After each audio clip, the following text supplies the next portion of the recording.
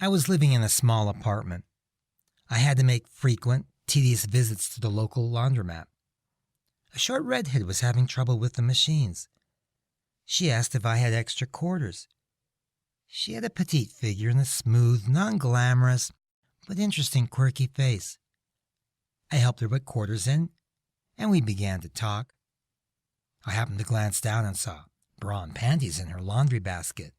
She turned out to be a voice-over artist for cartoons. That is, when she was working. We were both interested in goals in the future, which I took to mean that unlike other women I had been acquainted with, she knew what she wanted out of life. No more games for her. I got her digits. I called her that night. It was a pleasant conversation. I became excited when she volunteered that I was very attractive to her. I decided to pursue her because physical attraction appeared to be mutual. I liked her looks and she liked mine. Part of the chemistry thing, mixed just right. We went to see cartoons because she liked to study them. She invited me over for breakfast and began to reveal more of herself. She was a recovering alcoholic, formerly hooked on creme de menthe or something like that. She aspired to be a singer and a businesswoman.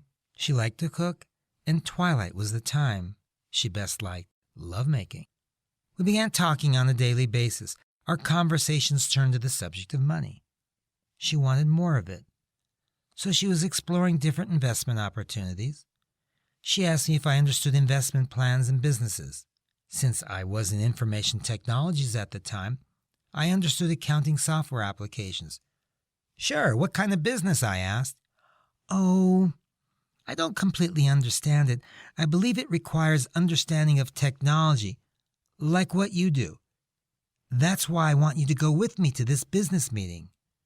I asked. What time is it? Tomorrow at 7 o'clock. I'll give you directions on how to get there. We'll meet there. I was puzzled. Can't we just drive together? Yeah, I guess we could do that.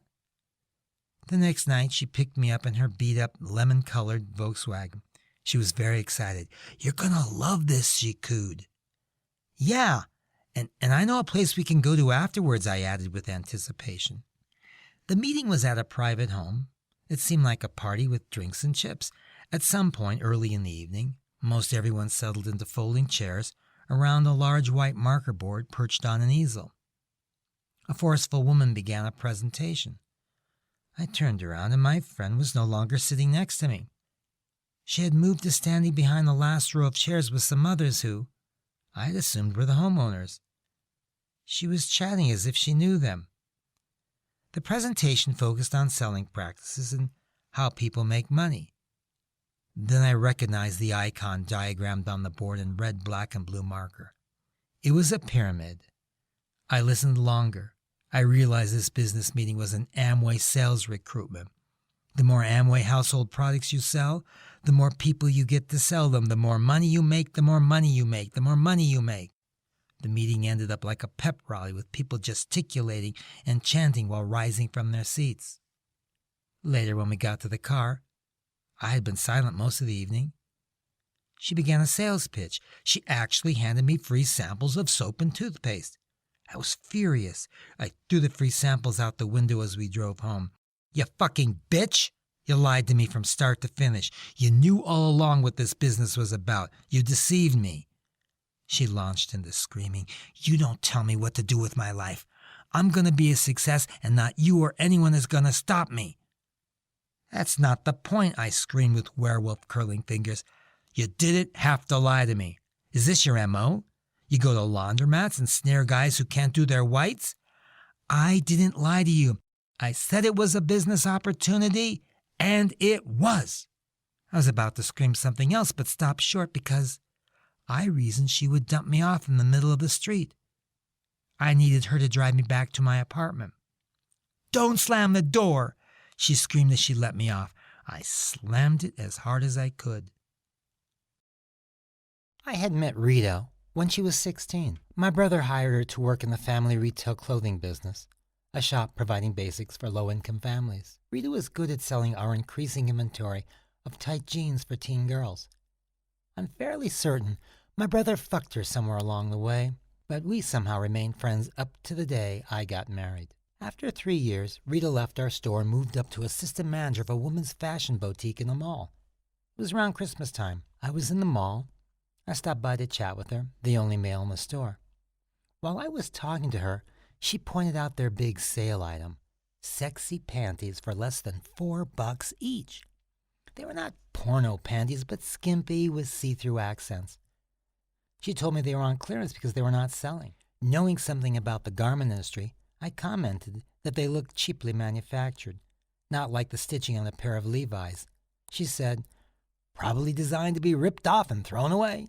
An idea occurred to me to buy a dozen pairs, make up a funny holiday card, and send the scanty panties to all my women friends, women mostly in their 30s. I was careful. I knew it could backfire, so I wrote silly poems on the cards. They took it as a joke. One of the women I sent them to left a message on my machine. "Thank you. Now I have something to wear for New Year's Eve." The following year I did the same thing, including Carmen on my list of recipients, a new woman who had mingled into our group. I had met this Carmen at one of Nancy's gatherings. She was a woman who had made a career of securing job in office environments where working in one high-rise office building was as good as the next. She dressed the part of a professional. I took an interest, which is to say, I was attracted, especially since she lived nearby. Apparently, she did not take an interest in me. I judged her disinterest was based on physical reasons. I tried to hang in there, but when she received the envelope containing the Christmas panties, navigating my timeline required running for cover from a full-scale aerial bombardment. Carmen called Nancy and several of the other women. She plaintively insisted that I was a pervert. Only a pervert would send skimpy panties as presents. She spread, "He is obviously focused on us only below the waist. I will never be comfortable around him." A small panic followed. I told Nancy I had sent out about 10 panty cards. Only Carmen insisted calling everyone to warn that I was a pervert. I reminded Nancy that it was this Carmen who often chuckled about her friend Willemie's shyness and sniggered at Willemie's virginity, saying things like, anyone who's 25 and still a virgin must have real problems. Carmen made constant remarks that Willemie's ruddy complexion required skin grafting. I also reminded Nancy that she had been present when I had introduced Carmen to a friend of mine at a party, where she immediately set out to inveigle him, monopolizing his time most of the night. Nancy later heard that my friend had complained they had been trying to get away from Carmen. I asked Nancy if she realized that Carmen complained about all her ex-bosses, repeating that they all fired her without cause. Carmen even made a dig at Nancy, who briefly dated a former boss, a married man. Nevertheless, I was going down as a pervert. In my way of thinking, the panty presents were a ploy, a surefire way to get noticed, to grab the center of attention, to get talked about. Nancy and Carmen didn't consider that. What if the teacher preparation department at the university discovered this? After many sleepless nights, I believed I was a pervert. What other motivation could there have been? It didn't matter that I didn't act out anything such as stalking, and it was for damn sure that Nancy and the other women had known me long enough to know that they had nothing to fear from me.